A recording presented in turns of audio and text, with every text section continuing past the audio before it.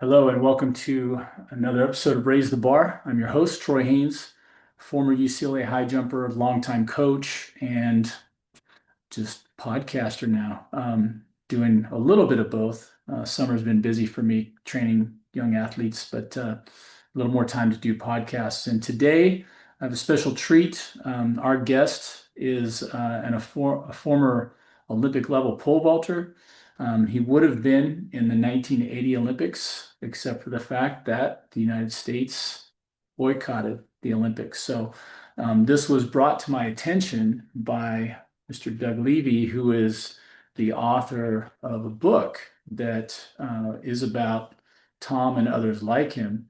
This book is called Hero Redefined: Profiles of Olympic Athletes Under the Radar.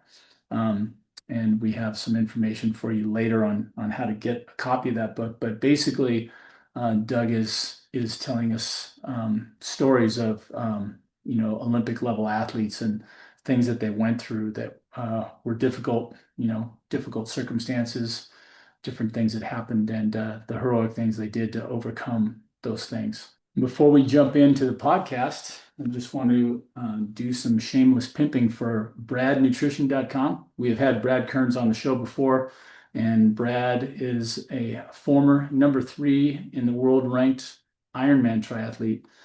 He is continuing to compete in track and field as a high jumper sprinter at the master's level. He is also a speed golfer, and he still stays in incredible shape. And one of the things that he uses and has championed is his whey protein isolate, protein powder.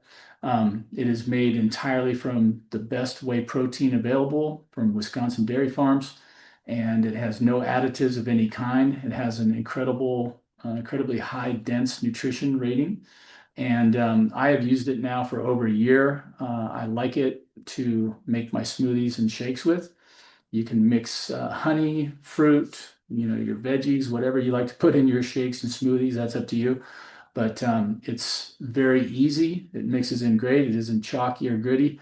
And with it, every scoop, you get 20 grams of protein. And it's very easily assimilated into your body. So that is our first sponsor. So as an affiliate of bradnutrition.com, if you use my promo code, and we have 2 of them, it's Sky High and Fly, spelled just like my site, SkyHiandFly 10, Sky High and Fly 10.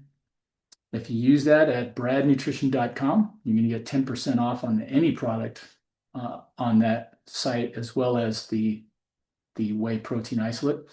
And if you go to amazon.com and use a slightly different code, it's SKYHI Fly. So Sky High Fly, all caps, 10, then you will get the same discount when you go through Amazon. So again, the whey protein powder is awesome.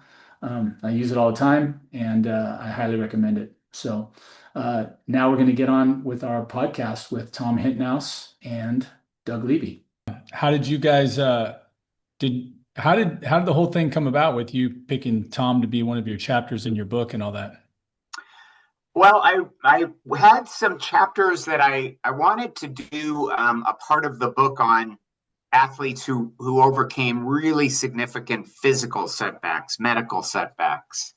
And I also, I think in our country and around the world, there's this growing awareness of mental health and the fact that, what you're going through mentally can be very akin to what you might go through physically with an injured knee or an injured hip or whatever it may be. And Right. so to me, Tom was a great example of a really significant psychological blow.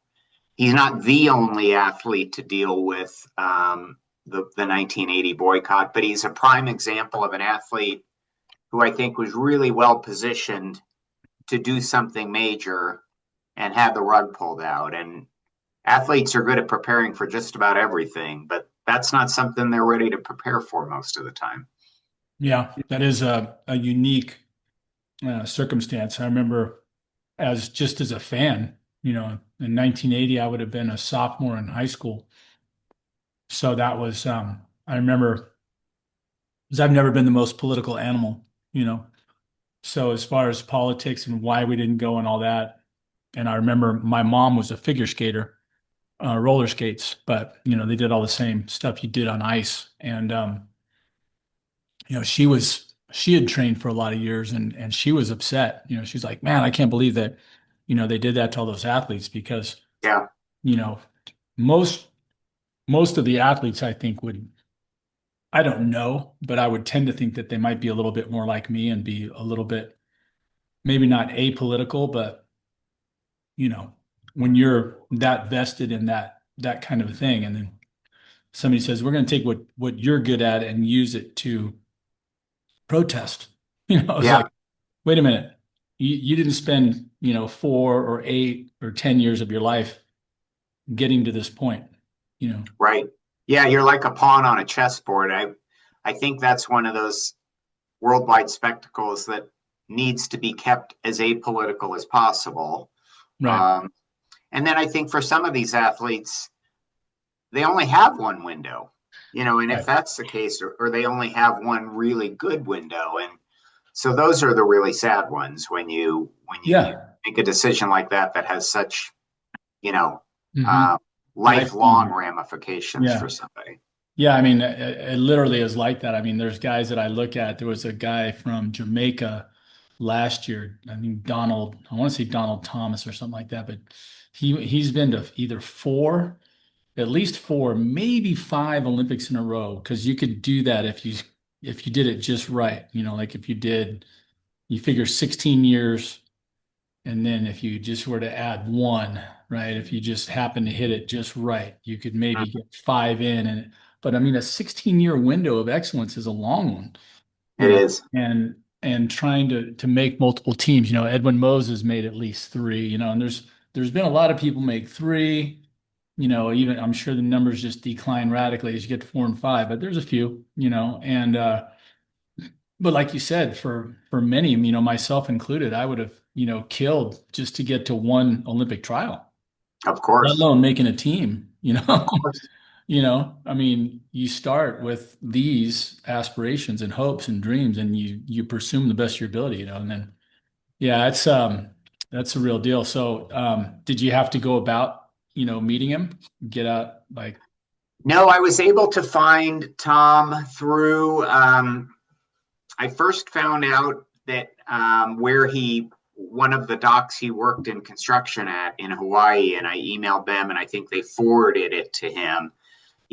There was a whole set of journeys on just tracking down all of these athletes because they're from all over the world. So that was an experience in itself. I would often start with the various Olympic committees or the governing bodies of specific sports, and if I couldn't find the athletes that way, I tried other online efforts or LinkedIn or Facebook or Instagram, yeah. or in Tom's case, I just happened to see through social media where he spent a lot of years in business, and that's how I got a hold of him. Yeah. Okay. So I still am not super familiar, and you got to forgive me because you gave me plenty of lead time to do my homework, but I'm just a bad student, I guess. But I, I that and the summer has been a busy training time for me where I usually think, oh yeah, the year's finally over, and then I'm gonna get some time off this summer, and I always forget it. It never quite turns out that way. But he was, I remember you said he was graduating out of college, I think right as I showed up. So I came to Yeah, UC in '82, right? So he was out of Oregon had he graduated already in 1980? 80 was his last. Hi, Troy. Hey, there he is. Hey, Tom. Hintnaus. Yes, Hey, we sir. got you. Yay. All right. Fantastic. How Right. you doing, sir? I'm doing great. A little bit of a cold right now. Sorry. We're here on our episode of Raise the Bar. It's a podcast by Sky High and Fly Jump Lab. I'm your host, Troy Haynes, and I'm here today with both Doug Levy and Tom Hintnaus. Tom Hintnaus, pole vaulter. From my generation to your generation, you're just a little bit older than I am. You were the guy that I saw up on the ad in the underwear for Calvin Klein. And Yeah. that was pretty amazing. So that was just a small part of the story, according to Doug. But I heard you just got a gig over there in Hawaii coaching. Yes, I did. Yeah, I'm coaching at the University of Hawaii. Are Having a, you originally from Hawaii yourself? You're from where are you from? I grew up in Southern California. I was born in Brazil. I left there with my parents when I was 2 years old. So yeah, so we came to U.S. when I was 2 years old, and then I grew up in Southern Cal and went to University of Oregon. That's what I heard. You're a Duck, a Yeah, hated Duck. I'm a Bruin. I, I know. I know. Yeah. Did you ever get I'm sure you did. You competed against Anthony Curran, right? Well, Anthony Curran was my best friend. You know, we competed through high school with every time we went to a meet, we just hung out with each other, Yeah. and you know, it was quite an amazing trip. Then you know we've kind of followed each other. You know, we got to go to Europe and compete in Europe. He goes, I don't really want to travel. I don't like traveling, but I kind of forced him to do it, and then I forced him to go to South Africa, Right. and then then I moved to Hawaii, and I go, you got to get a place here in Hawaii. This is awesome. And he's like, I don't know, and then he did it. So now he has a place right a few houses down from me. So Well, he's kind of turned into a real estate mogul, hasn't he? That's what I hear. yeah, he's got a couple places here now. Yeah. Yeah. Really well done. Well, Yeah, And a coaching career too. yeah. yeah, Yeah. One of the best I've seen. I was fortunate enough to be an incoming freshman right after he had literally just graduated in 82, I guess, and was now the graduate, assistant jumps coach, vaults coach. And, all I did was hang around and because the long story on this podcast is that when I got there, all the great jump coaches had left, Tom Tellez had gone to Houston, yeah, uh, then Doug Nordquist's coach, Jim Kiefer, James Kiefer used to be there. He left. So I had heard about all these great high jumpers, and they had Dell Davis and Lee Balkin there. And when I got there, Bob Larson, who was also in that article they wrote in 82 about Dell jumping 7.7, it said his coach, Bob Larson. Bob Larson literally shook my hand, said, I'm the distance coach. I don't know anything about the high jump. So you're going to be, working with Dell and Lee. oh, So yeah, I did a lot of hanging out, but it wasn't that I didn't learn anything from Dell and Lee, but I did hang out with Anthony, with Art Venegas, some of these great coaches that were in the other events, because I was always just trying to listen and learn. yeah, yeah, yeah. Anthony did a great job over there. 32 years of Oh my gosh. 2-8 wins Yeah. ever. Well, then they ignominiously just let him go, which is amazing because you're like, yeah, well, who exactly are you going to find that's going to do a better job Yeah, than it's Anthony? like telling Johnny Wooden, Yeah. we don't need you here anymore. Yeah. And he was working for free anyway. So I'm Yeah, like, he was doing his clinics there and they would let him do that, but they weren't paying him. It's right, just right, unbelievable. right. So They did pay him for a little bit, but then they said we're not paying you anymore. And it's amazing too. And a few times they stretched him out and, had him coach the jumpers as well, high jump and everything else. He did a great job. They were always solid. So yeah, yeah, it was pretty amazing that he was able to do that. yeah. So, well, hey, we'll get back to talking about you, Tom. So, take us down the road a little bit. You said you grew up in Southern California, and then, how did it all happen? You getting to Oregon, and did you do other sports when you were growing up? Like, how did that all work together? Get us up to Oregon speed. Okay, yeah, I mean, I did pretty much all sports. I played little league baseball. I played soccer, played flag football.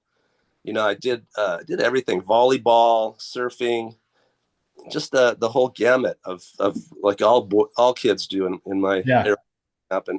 And when I was 8 years old, my dad took me down to a track meet at Coliseum.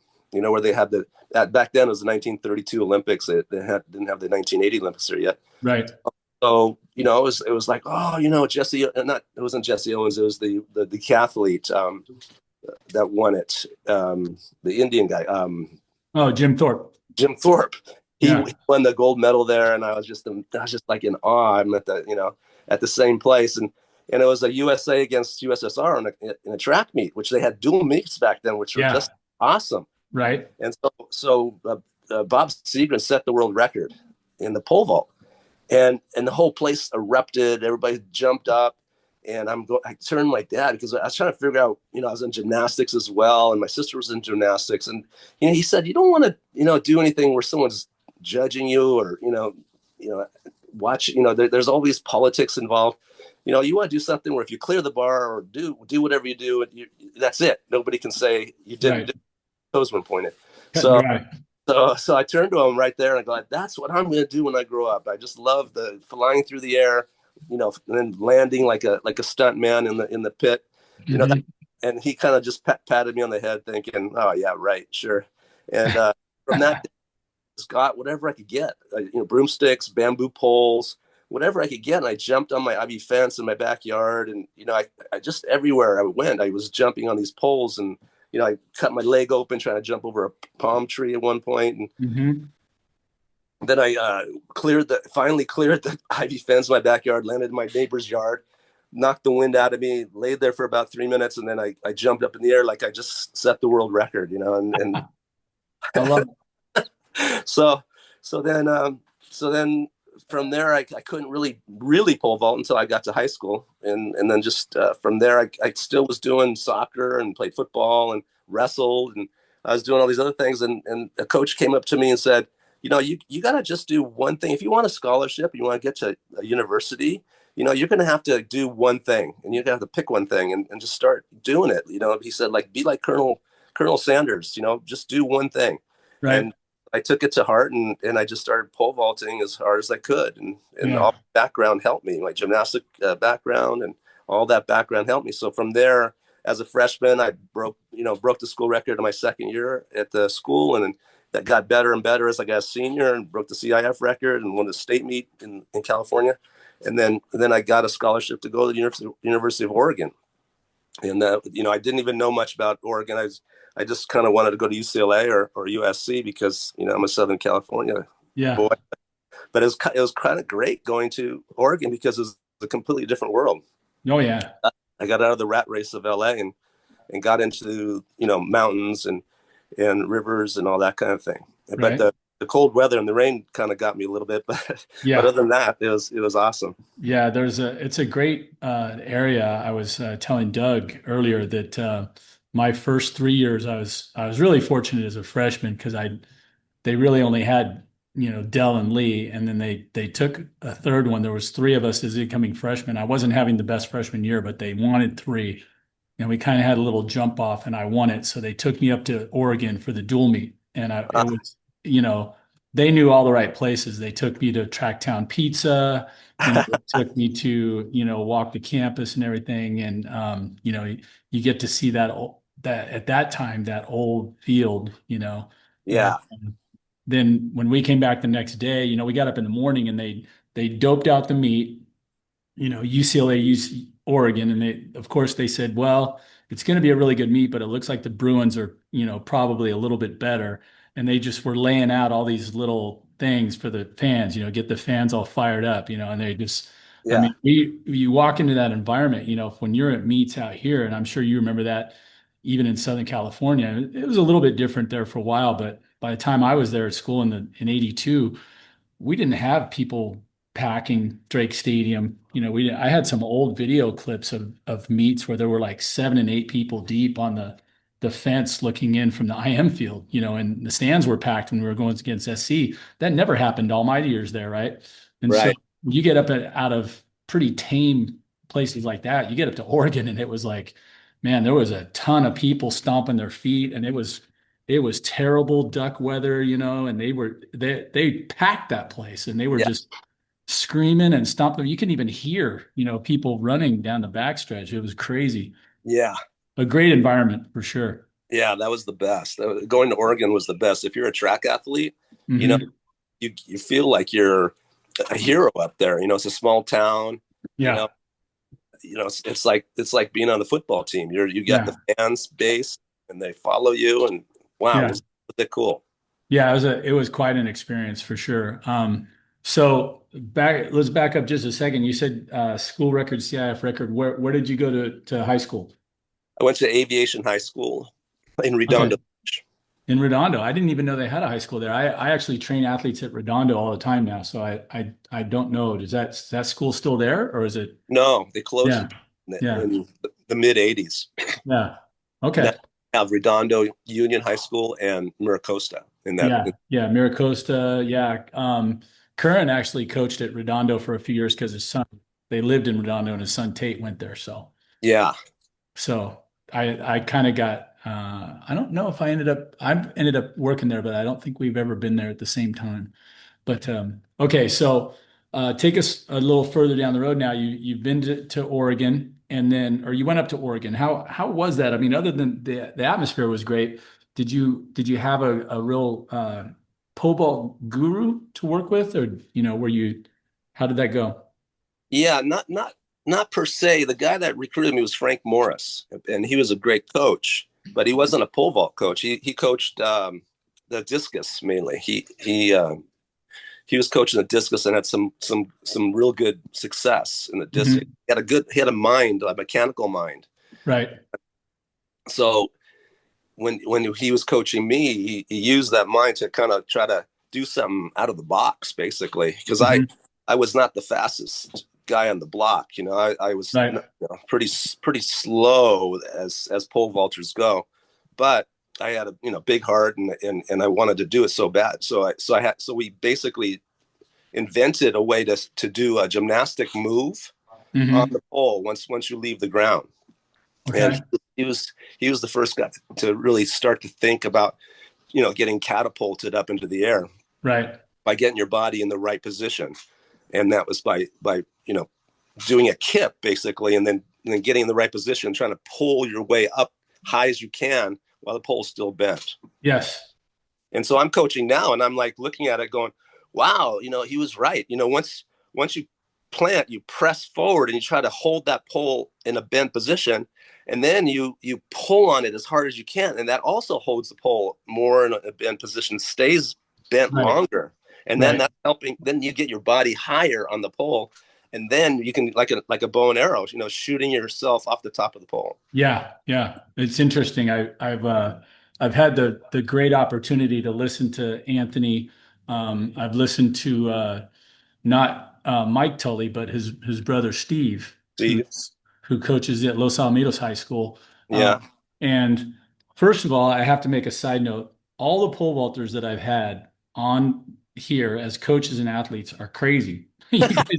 You guys have to have that little bit of craziness, right? Because yeah, not no normal people run and shove a pole into the ground and fly up into the air and flip around upside down and like you said, land on their backs like stunt guys. So, you know, yeah, I tell all my high jumpers, I'm like, okay, you guys aren't really crazy. I go, pole vaulters are crazy. You guys are a little bit on there are people that are afraid to even leave the ground at all. So and they don't want to land on the bar on their back. And I get it, but I'm like, you guys aren't really adventurers like the pole vaulters are. So, but I have noticed that the technique differences are pretty marked. You would think when you're looking at it, it's like, oh, this is the only way to do that. High hands, really penetrating into the pit. Some guys are really big on the swing, and right, you were talking about, I haven't heard anybody yet say to pull down on the pole. Everybody's like, go here, but you're like, I want to swing up and do my yeah. gymnastics move. And I'm like, yeah, I love it. Everybody's different. Yeah, but the timing is critical. So yeah, you want to press with the straight arms and get through that swing. But as soon as Hmm. you're done with that, then it's like go. A lot Hmm. of people think that they just sit in the elevator and just ride the elevator up into the air. Right. I'm the opposite. Once Yeah. you go with everything you got and pull as hard as you can and Yeah. get your body as high as you can on the pole as fast as you can. Then you got that because I feel like Bupka and Mondo, those guys, are jumping, the world record, right? And Right. and they're doing it without knowing they're doing it because they're holding so high that Yeah. they have all the timing in the world. They have plenty of time. They're holding so high, and I call it the magic zone. So if you can get up in the magic zone because they run so fast, Right. and then they're holding so high, they can really do what I'm saying. Yeah. We can't. Normal humans can't run as fast as they can and hold as high as they can. So we have to kind of manufacture Yeah. that what they do, because they're That's actually finished. getting Yeah. catapulted. They're getting Yes. catapulted into the air like a trebuchet. They're Yeah. Yeah. just being catapulted, and that's a whole different vault. And then Yeah. people say, "Oh, you got to vault like Bubka," or you. I go, "Do you run? Like 10 flat 100 meters? Do Yeah. you hold 17 feet? You can't vault like Bubka." Yeah. Yeah. It's crazy. Just to Yeah. intervene here, Troy, one of the things that I found really interesting in the book and the chapter on Tom is that it helped him enormously to have grown up with gymnastics. Yes. And his sister being an elite gymnast, and his dad having been a coach of the old Scats gymnastics clubs. And so, Tom was able to almost instinctively learn that gymnastics move on the vault, and it helped him a lot. It was one of the things when I talked to other athletes, other vaulters, they said, he's got that innate skill Right. that other vaulters don't necessarily have. So I found that just incredibly interesting. Yeah, Yeah. back in those days, we were in the dark ages. We didn't have coaches, really telling us what to do, except for a couple pointers, like I said with Frank Morris, and then my high school coach Bill Blewett. He was the technician on the plant. He wanted me to drive. That's all he would say: drive the plant, drive. And then when I got to college, I had the upper end, of vaulting. So it was kind of like, I put the two together, but really, no one really knew for sure back then. Right. Well, it's funny too. You talk about an event that's gone through its changes. I think both the pole vault and the high jump probably, the high jump just with one technical thing, one guy doing it differently, and then the advent of the pits to land in. So I'm sure that has changed as well, because if the high jumpers used to land in pits, I don't know what the pole vaulters used to land in, right?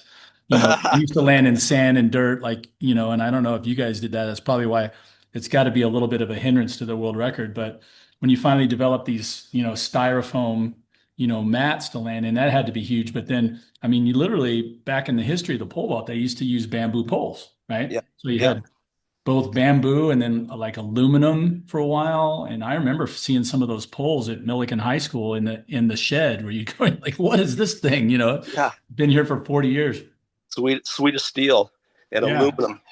They Yeah. just have to have the big shoulders and just really pull up and go. And that's kind of like, if you think about it, it's gone full circle, because when you're used a stiff pole like that and you're holding as high as you can, and then you're rotating up, and then you don't have a bent pole to rely on, so you have to pull yourself into the air into a handstand. And so that's where we're going back into that kind of style after the pole has on our end has bent now, all that way. You have to go back to the way they did it on a stiff pole and pull yourself into the air, and then you'll get higher. That's interesting, because what you're saying corroborates, and Doug, thank you for bringing up the point. We brought out the mental aspect. You got to be crazy. You got to have that kind of, everything to the wall mentality, Fearlessness. because you can't succeed in that event in particular if you're timid, right? If you're running up there with any kind of fear, you're just not going to have any success. You've got to be able to push that, and everybody's seen those amazing videos where you get slightly offline and all of a sudden you're, flying over here or, doing crazy things. But it's like, you need to have that. But then you mentioned the gymnastics and that acrobatics, background. And it seems like everybody is trying to recruit that way. It's like there are a growing number of former gymnasts and, former acrobatic types where, having that body awareness, as you're doing this very difficult stunt of running and shoving the pole in the ground and holding on and then letting it coil and uncoil and then rocking back. And then finally, when it's straight, pulling yourself into a, like you say, a kip move, that's pretty complex, some bunch of skill sets. Yeah. Timing is critical. And in fact, I have two girls on my team that are gymnasts. They both run the same gymnastic team up in Seattle. So I recruited one that's coming this year, and then one that's been on our team. And she was a freshman this last year. And she's like 5'2", but she runs down the runway like a fireball, and then she has that gymnastic ability to really go. And she flies off the top, and she's, set the freshman record here in Hawaii at UH. and got in the top 10 all time, Yeah. indoors. So yeah, I mean, even if Awesome. you're a 5'2" gymnast, you can come out here and Yeah. sell in the pole vault. Absolutely. Well, and again, the mentality doesn't hurt there either, right? Because gymnasts kind of have that same, you got to have the guts of a burglar sometimes to go for some of those things. If you're talking about the balance beam, doing that's Yeah, amazing event, right? And just yeah, the ability to jump up in the air and do three of anything and land it on the ground, yeah. Yeah, all of those things. they're super competitive. They have it in their head. When you do 4 events, you got to be proficient at all 4 events, and so every one of them. And then you got girls that are competing against you that are this, as competitive as you are, and then you have to have that slight edge of that competitiveness Mhm. to actually excel and get above that. Yeah, yeah. Well, I love the pole vault is one of my favorites. I'm one of those people, and this is another recurring theme on the pod, but we've been talking with many great former athletes like yourself. Doug Nordquist has been on this, with me. Kevin Young, one of my teammates from UCLA, and we keep coming back to the fact that track and field, as great as the sport is really, you know, dying on the vine in a lot of ways, compared to, if you have a traditionalist that go, hey, look, every 4 years, the Olympics, huge deal, blah, blah, blah. It's like, yep, every 4 years we get a major infusion of energy for a couple months. And then we're Yeah, back to, irrelevancy because we're never on TV. Nobody's making any money. You go down the line and it's like, yeah, so you bringing that up, I keep thinking, man, we just need some people that are savvy enough to package up what is still some of the most amazing feats of athletics. All the field events are routinely snubbed when you get to the Olympics. I mean, even, if you see the NC2As on a 1 week delay, or if you manage to find, I can't even find half of the things that are on, if they're on. I tried to find some stuff on ESPN Plus, and I can't find anything. But if you do manage to find it, you're still going to see telecasts where they show every single race, every lap of every field event, and or every lap of every distance race, and no field events at all, or maybe just the winners. yeah, A the quick winning flip, vault, the winning right? jump, the winning throw, yeah, Yeah. Yeah, it's terrible. The whole excitement of like the pole vault, for instance, is when how people like will compete and where they start and the drama of them maybe passing a height yeah, and then how many misses they have. They're down to the last attempt, and is he going to make it or not going to? That's the drama. I mean, if anything, everybody knows that drama is what sells, But if you just yeah, show the winner, oh, but how did he do before that? Did he make it on his first attempts all the way through? yeah, Did he make it on his third attempt?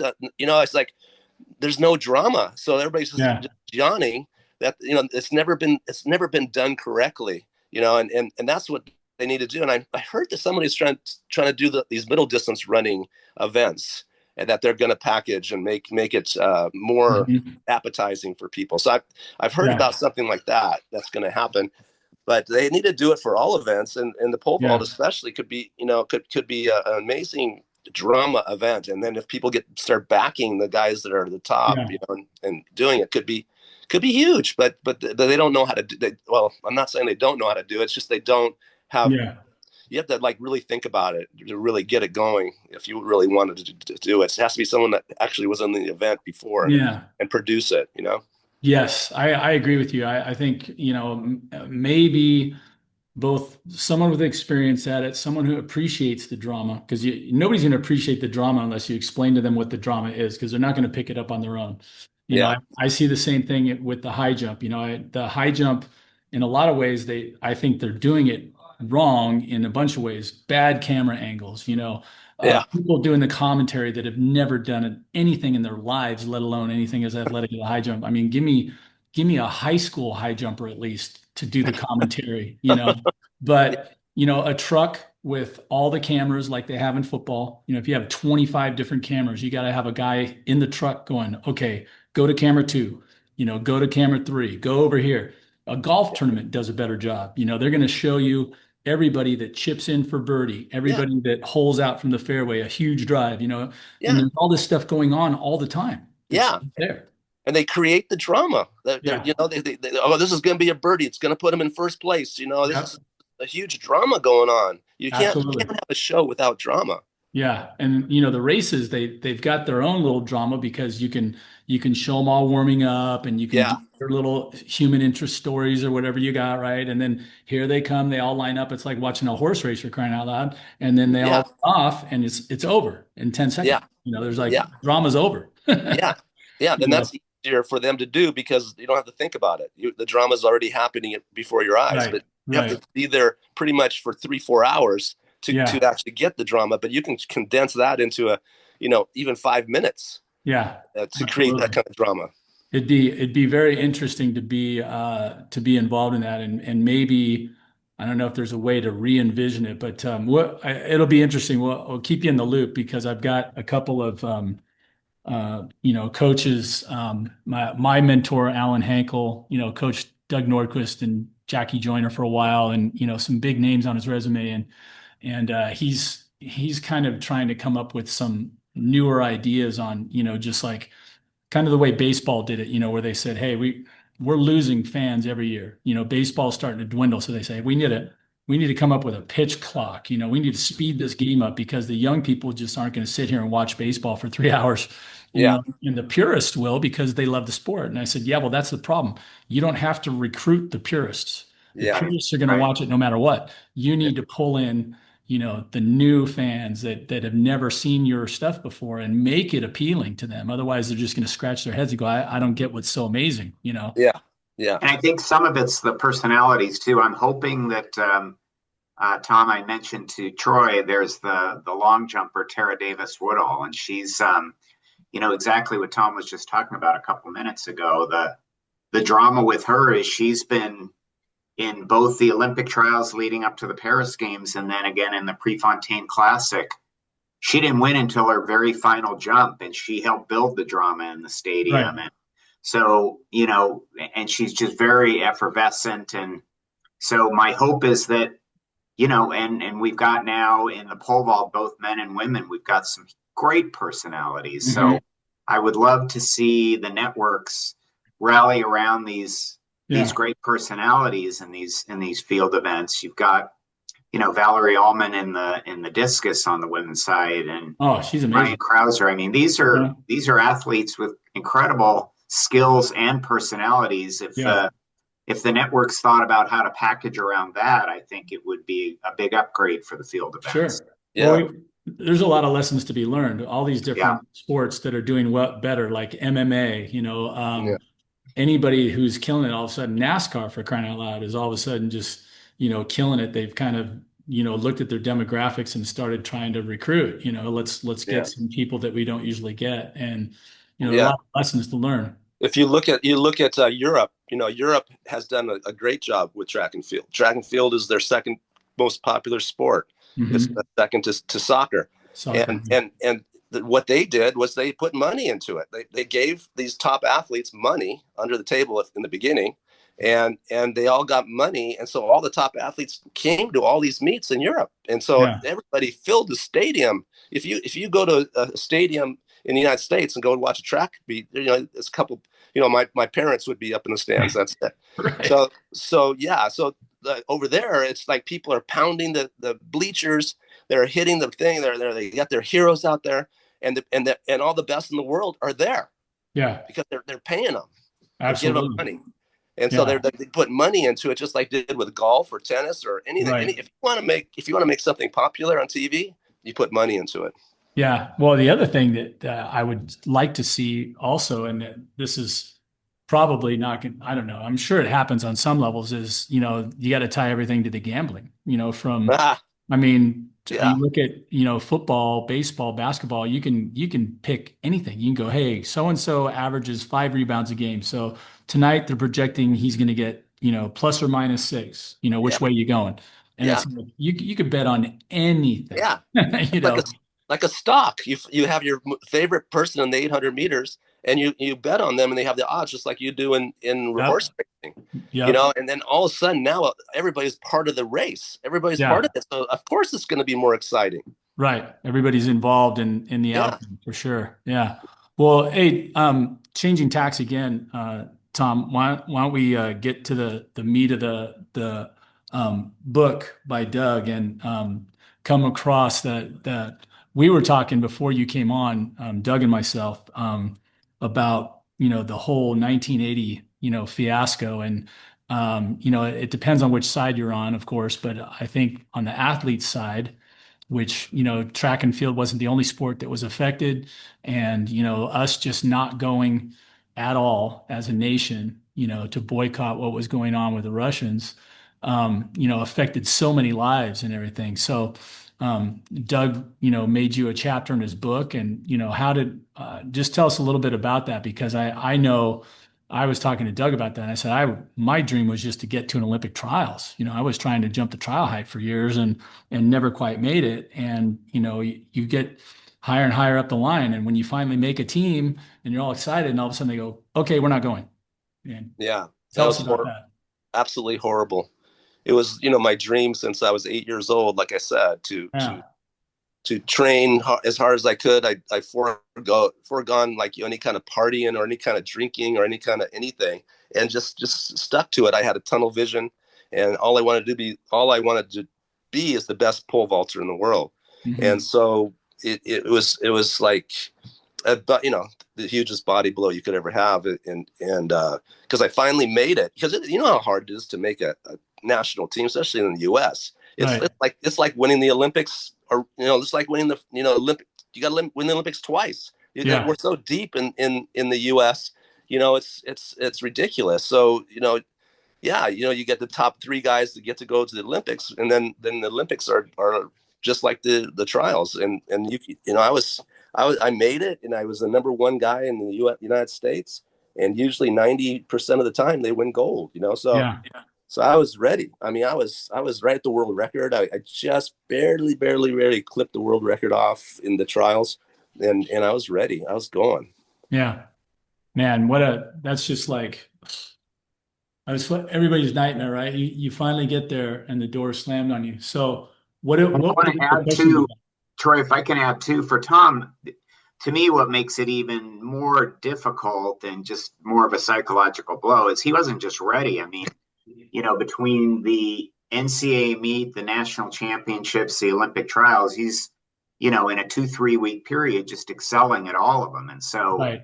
you've got someone who I think is at peak performance Yeah. heading into an Olympic Games, which is this quirky every 4 years deal. So his timing on all of that stuff heading into the games is perfect Yeah. because he's right at the top of his craft at the Yeah, very time the Olympics are going to occur. Yeah.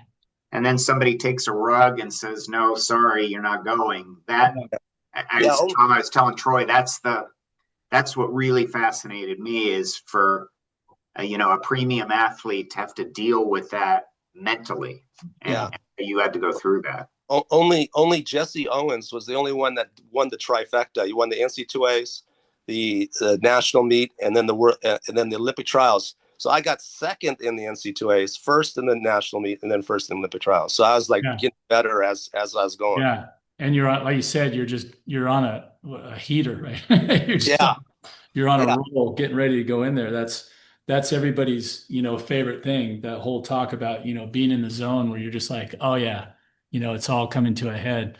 So that's the precursor. So what was the aftermath of that? After 1980, after the huge body blow, what did you do? How did that affect, the next 4 years? Maybe the changed thoughts about the next games. What happened? yeah. Well, for me, um, well, instantly I thought, okay, I'm Brazilian as well, and I'm not so happy with the politics of the U.S. Why do I need to wait? Because making the Brazilian team is a hell of a lot easier than making the U.S. team. Like I said, Sure. it's like the Olympics just to make the team. So I said, okay, I'm gonna go with Brazil and go compete down there and train with them a bit and do that and so at the World Championships in 1983, I I went with the Brazilian team, and so that was and I was doing really well again, and I ended up getting 5th in the World Championships. So not too bad, as world rankings go. I was Right. 5th. And so that kind of set the bar. I had to compete with the Brazilians in '84, and it takes 5 years to actually change. Since we didn't compete in 1980, Right. I didn't have to wait 5 years. So if I wanted to compete with the U.S. again, I'd have to wait 5 years if I competed with Brazil in international competition. So that's where I got with the Brazilian team, and it was a good run. I set the Brazilian and South American record, and that was held for 22 years.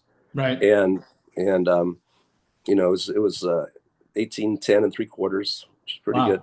5:76. Absolutely. Yeah. And then the only guy that broke it was the guy that got the gold medal in Rio from Brazil. Wow. Who jumped real well to break my record. So what happened in '84 then? Because we were talking about the '84 games in LA. So you were down there training in Brazil. Yeah. So at that time, I had a series of kind of bad luck. I had appendicitis that was all complicated, and they had to dig around and have to keep half my stomach open. I had a heel and I just had a series of bad luck. Got to the 1984 Olympics finally, to kind of hobbling, and I broke. I got a million excuses here, but then I broke my favorite pole as I was warming up. So but I ended up jumping pretty good. I made it to the finals, but then I couldn't. I just was out of it. Pole was too big. Pole was using was too big. I came up short. I was way over the bar. At my opening height, but didn't make it. So I ended up getting 12th place in the 1984 games. But Okay. you have one big shot in life, and I think my big shot was in 1980. But I actually did break my PR in '85 and won some really big meets in Europe. So you can still come back from bad luck, and injuries, and come back and do it. In Troy, I think, when I wrote Hero Redefined about Tom and some others, the thing I like to tell people too is we're talking about Tom in 1980 and 1984. And if you look at the body of work for him, it's really impressive. There's another athlete in the book, David Moorcroft, who is a distance runner for Great Britain, who set a world record in Oslo in 1982. 1984, he's injured as hell. He's got a damaged pelvis. He's just not in shape to do anything, and he finishes last in the 5,000. Right. But if you look at his body of work, it's unbelievable. Yeah. And so there's a number of athletes who, the timing or the politics may not have worked out perfectly, but the fact of the matter is the Olympics are a crapshoot. So many things have to go right. And you add to that, and let's bring back our friend Anthony Curran when he was talking about the pole vault. It's even more of a crapshoot because you have to have the right wind conditions. You have to have your pole that you really feel comfortable with. Yeah. Maybe the weather is not very good that particular day. There's all these variables in the pole vault that don't exist in other events, and so I'm not making excuses for Tom, and he doesn't like to make excuses for himself. But the fact of the matter is, he's indicative of one of these athletes that had an incredible body of work over a couple of decades of competing. It may not have worked out in the Olympics, but we have kind of this weird deal in our country where we tend to judge people by what they do in a 3-week period in August. Right. So, if I was to go up to a doctor and say, I don't care what you did in 2023. I'm going to judge you on how well you did your surgeries between August 8th and August 29th, 2020. That doctor would probably look at me like I was nuts. Yeah. But that's how we tend to judge athletes, right?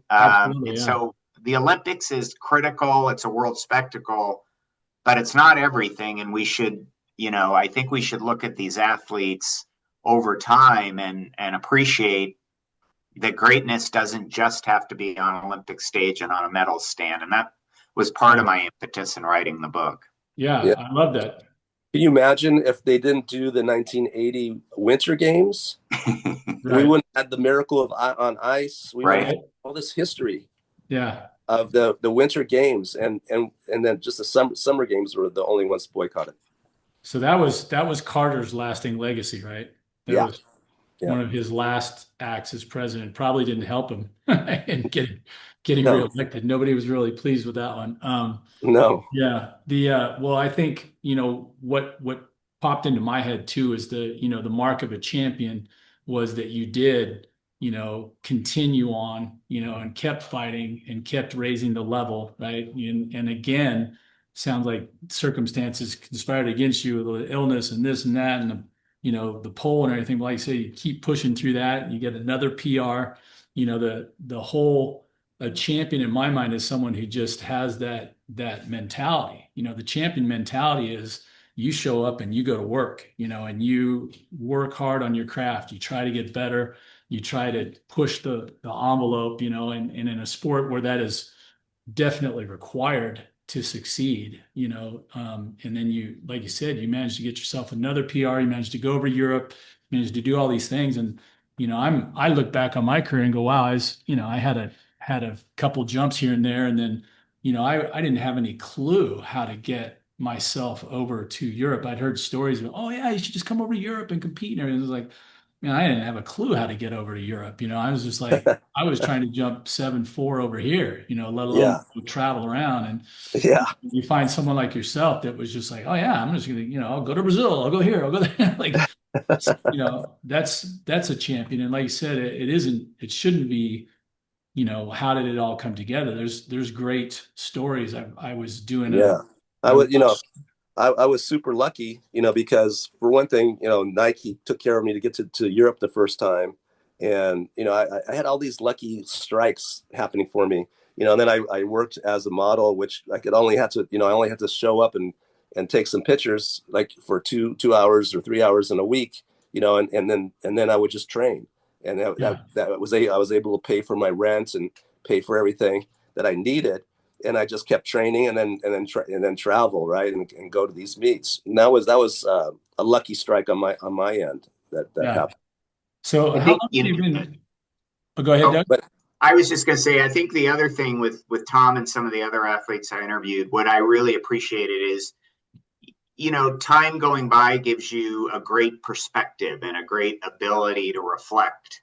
And I think for someone like Tom, who had a long career and got to do a lot of things, travel all over the world, one of the things that I appreciated in the book is you said, hey, I've been incredibly lucky. I had a couple strikes go against me, but I've been incredibly lucky. And there were some other athletes who, at a particular Olympic Games, it didn't go their way, but they look back on their careers and they say, man, that was pretty great. And just because I don't have a medal sitting in a locker over here, when you think about it in totality, the perspective is I got to do things almost the rest of the planet never will. I mean, there's this tiny smidge of athletes that will go to an Olympic Games, and then yeah, even a tinier smidge that will medal. Yeah, So perspective is important. yeah, and getting back to making enough money to pay rent. If I grew up in Russia or any other of those countries that are communists, I would be in the army, and the army would give me a paycheck, and I would right. be a professional athlete. But they were going against us, who were just these guys that were just trying to figure it out, trying to live. Right. Yeah, it's classic. I love what you're talking about because my brain went to the US, USSR dual meets. I was like, that would be a great one now. Yeah, The art of the dual meet is lost. yeah, You just never hear about them anymore. yeah, yeah. I think what they're doing with the middle distances, that they're just having like a few races, and they're doing a tour with them. I think they have Hmm. the 400 hurdles, and they only have the top athletes, and they're paying them like a tour. I'm not sure what it's called, but Yeah, that's the right way to go. It's just to make it smaller and more compact, so yeah, it's feasible for people to go to the stadium and enjoy it for about an hour, hour and a half, and then that's it, and have yeah. excitement and that kind of thing, and that's I think the way to go. Yeah, well, that are we talking about the same thing? Was it's not because Michael Johnson did the Yeah. sprint thing just That, recently too? Is that all tied together, or is that yeah, I because think that's a Michael Johnson thing. I just heard rumors about it. I don't know anything about it, yeah, but I really like the idea. yeah, well, he took a, the tough thing is taking any kind of a raising the money, right, stepping out in that venture, and then trying to overcome the inertia of the sport, with some energy and some Yeah, new blood, and like you said, some promotion and some drama, anything that we can get, right. to be moving along that line. So after your career was over, when did you mentioned this new gig coaching at Hawaii? Have you coached before, or is this the first time? Like, what's your history with coaching pole vault? Yeah, I coached the pole vault at Redondo High School in 1985, and then I um, didn't coach for a while, and we moved to Hawaii. I just kind of got out of the sport completely. Right, Didn't really want to do much with it, and then it was Anthony Curran who said, "Hey, they're looking for a pole vault coach up there at Kamehameha." I went and looked at the track up there. It's absolutely gorgeous track. yeah, It's this beautiful track, tartan track that overlooks the whole ocean. yeah, The whole city, Waikiki, awesome. and it overlooks everything. And I'm like going, wow, this is cool. So I talked to them, and I started coaching up there, and I was there for about 2 years, and then opportunity came up to coach at Punahou, and I ended up being at Punahou High School here in Hawaii for 10 years, Hmm. and then I kind of retired from that, and then just off for a couple of years, and then UH reached out to me and they said, "Hey, would you be up for at least coming and talking to us about the coaching job?" And I said, I'll come and talk, because it's always been kind of a job with no pay, right? And so I was like, okay, I'll come and talk, see what you guys got going. And then they said, yeah, well, this is what we got to offer you. I go, oh, shoots, my friend son is coaching at UCLA. I should get at least half of what he's making. Right, And they said, well, this is what we can offer you. I'm like, okay, cool, right on, and they go, but you can do clinics and things, in the summer. I'm like, okay, that sounds pretty good, because I got a lot of other things going on. Like right now, I have a dock building business in the place where I live. I live in this gorgeous place in Hawaii that has, boats. Everybody has a boat, and they have a dock in front of their house, and yeah, and so I've been, it's like 13 miles of waterway here, and I have a business that I started because I was a general contractor in California. hmm, And so I just started a business here and started building docks. And I go, how can I live on the water and stay on the water and not have to go into an office? And right. that's what I figured out, to build on the water. Right. Awesome. Well, Yeah. hey, well, I really appreciate you guys, your time, and man, just the memories of you. I wish I had started just a couple years earlier, because I see everything through a lens of of Curran, and knowing that you guys were tight is awesome. Like, you're coaching at Redondo. I've been working at Redondo High School for the last 7 years now, just doing the same thing, like a once a week clinic, or summer camps with the young jumpers. And first of all, it's just a beautiful little campus for a high school. It's amazing, right? You Yeah. you look at it and you're like, this looks like a little junior college or even a small college. And Yeah. the area is great. But having that in common, and then the current connection. There's another guy. I have yet to get him on a podcast though, so you're doing one better there. I've had just a few. I got to get more pole vaulters on for sure. But Yeah. The crazy Doug, guys. yeah, the crazy guys, absolutely. Doug, what else have we got? Anything else we need to talk about? Well, I mean, I think to me the reason I wrote the Hero Redefined book is I had a central theme of wanting to just shed light on the fact that there's heroism, and we get very focused on medals in the United States, and I totally get that the medalists are incredible and they deserve the adulation, but then we miss all these other stories. And Yeah, so I think Tom's story in 1980 is an example of what we tend to overlook when we're setting the history on these things. And so I tried to go through a lot of different sports, different athletes who came up against obstacles and had to clear them. And so that was what I enjoyed with writing the book. And Tom's story is just one of those where you look back and you say, there might not be a medal there, but there's heroism. And then you can extend it, I think, into everyday life. We get very focused on the firefighter that goes into the burning building or the doctor that does the surgery, but there's other people doing amazing things in our communities. So Yeah, that was just one of my themes, that we need to think about heroism past the shiny objects and the headlines sometimes. absolutely. Yeah. Well, I love the concept it wasn't all just track and field athletes, right? What are some of the Right. other athletes in your book? Did you? Yeah, I mean, there's biathletes. There's a sailor named Lawrence Lemieux who was in 1988 in the Olympics in Seoul. He was on his way to either a second or first place finish on one of the days in fin class sailing, and then he noticed a head bobbing in the water, and so he left the race course. He helped save the life of a Singaporean sailor named Joseph Chen. He never did win a medal. Wow. This is a guy that grew up in Canada and fell in love with sailing the same way Tom fell in love with pole vault, and trained and drove an Econoline van all over the place to compete. Yeah. And 1988 was his time, the same way 1980 was Tom's. And he elected at the very point in time where he had to make a decision. He said, sailors are taught that if someone's in trouble, you help them. Wow. And so he did.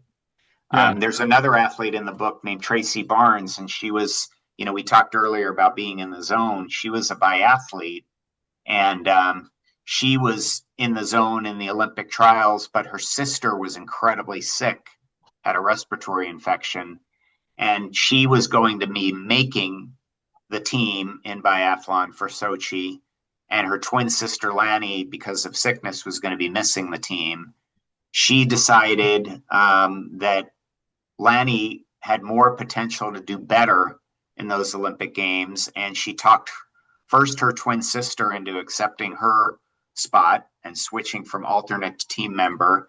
And then she and her sister talked USA Biathlon into doing that. And so Tracy Barnes is an example of an athlete who she forsakes her chance at a medal so that her sister can pursue her opportunity.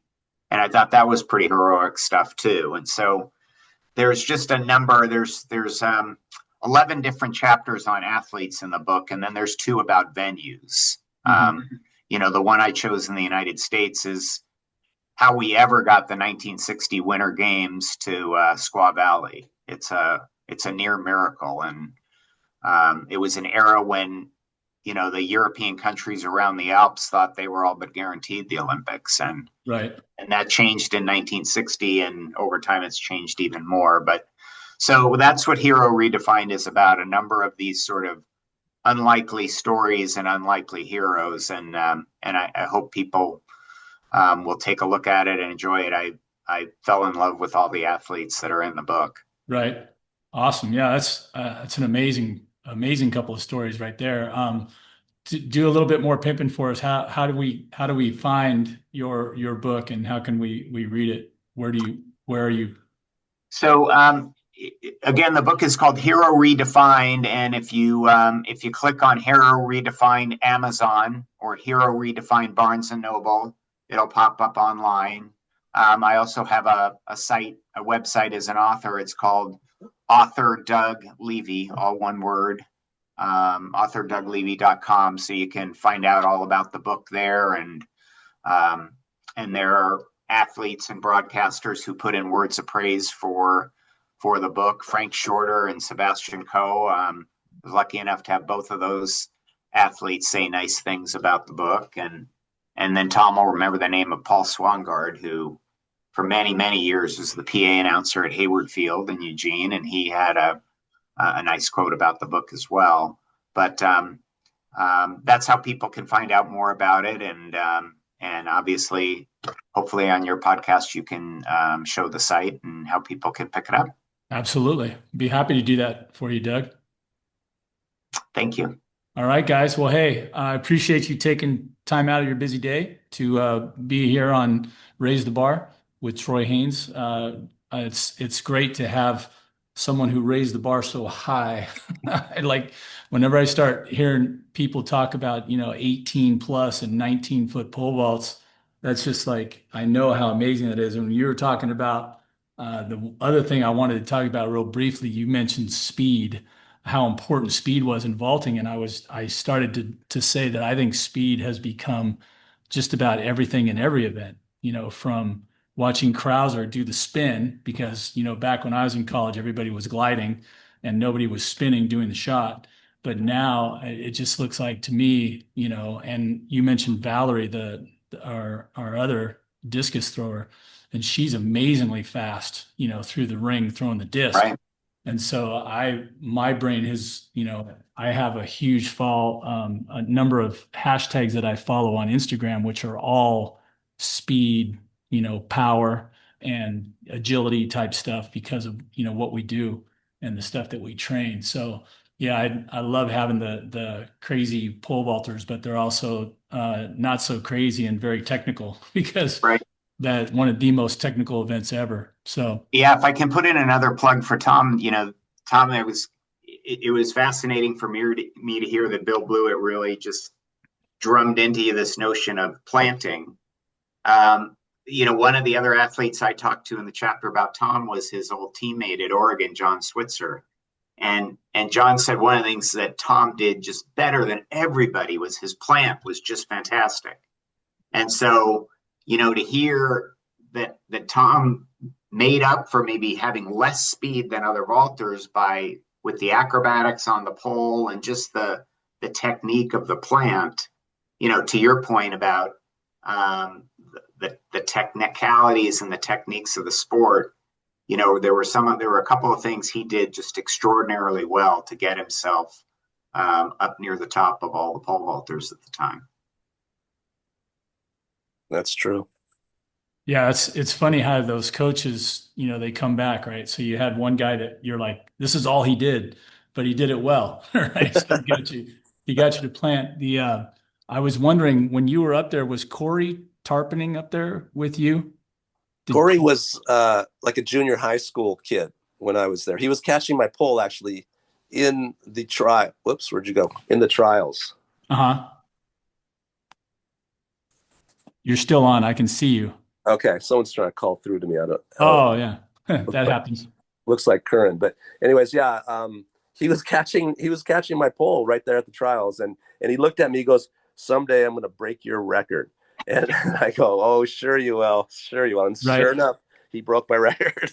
That's awesome. Yeah, I'm going to try to get Corey on. I tried to get him on a while back because somehow he got, I don't even remember it. I mean, it might have been Facebook Messenger, but something came up, it's one of those things where it goes, oh, you've talked to other pole vaulters. Maybe you'd like to talk to this guy. And I'm like, tarpening. I'm like, I remember Curran was telling me that when somebody had a really good plant, that they called it a tarp.